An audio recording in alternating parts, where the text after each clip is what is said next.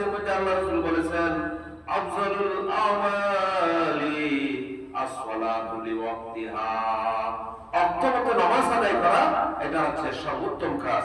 ওয়াবিরুল ওয়ালিদাইন, এবং পিতামাতার খেদমত করা, পিতামাতার সাথে সদাচরণ করা, পিতামাতার আনুগত্য করা, পিতামাতার সেবা যত্ন করা। নামাজের পরে সর্বোত্তম নেক আমল হচ্ছে পিতামাতার খেদমত করা। তো অনেক কথা, সময় বেশি হয়ে গেছে। তো আরেকটা, পিতামাতা যদি দুনিয়া থেকে চলেও যান, এরপরেও পিতামাতা অধিকার সন্তানের উপর থেকে যায়। এক সাহাবী আরজ করলেন, ইয়া রাসূলুল্লাহ, আমার পিতামাতা এমন কোন আমল আছে কি যেগুলোর দ্বারা আমি আমার পিতামাতার সাথে সদাচরণ করি তাদের ইন্তেকালের পরে? তখন আল্লাহর রাসূল বললেন, না, হ্যাঁ, পিতামাতার ইন্তেকালের পরেও সদাচরণ করার কিছু আমল রয়েছে।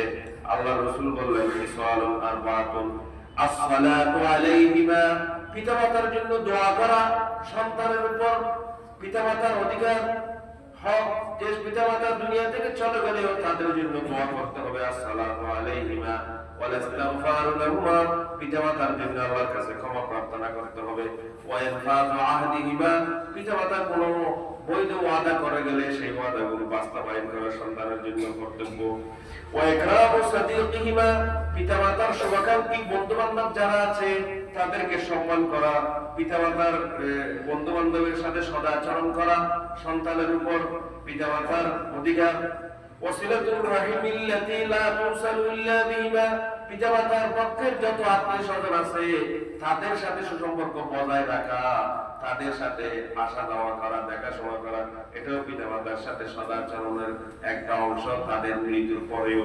তাই যে পিতামাতা যে দুনিয়া থেকে চলে গেলেও, ইন্তেকাল করলেও তাদের অধিকার সন্তানের উপর থেকে যায়। তাই আসল সম্মানিত মুসল্লিবৃন্দ, আমরা পিতামাতার সাথে সদাচরণ করি, পিতামাতার খেদমত করি, যে আমাদের পিতামাতাকে যাতে বৃদ্ধাশ্রমে যেতে না হয়, পিতামাতা যাতে আমাদের আচার আচরণে, কথাবার্তায় কষ্ট না হয়, সেই ব্যাপারে আমাদের অত্যন্ত সাবধান থাকতে হবে, সজাগ থাকতে হবে, এবং সবসময় পিতামাতার জন্য দোয়া করতে হবে।